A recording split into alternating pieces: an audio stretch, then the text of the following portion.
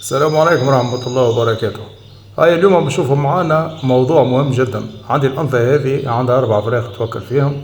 جيت نلقى منهم فرخ مطيش، هاوكا مطيش الطهلوطة. تشوفوه مع بعضنا فيه البوانوار، هاوكا مسكين يغفلق. في الوضعية هذه هل تهز الفرخ توكله وترجعه لأمه، هل تطيشه تستغنى عليه؟ شوفوا البوانوار مع بعضنا.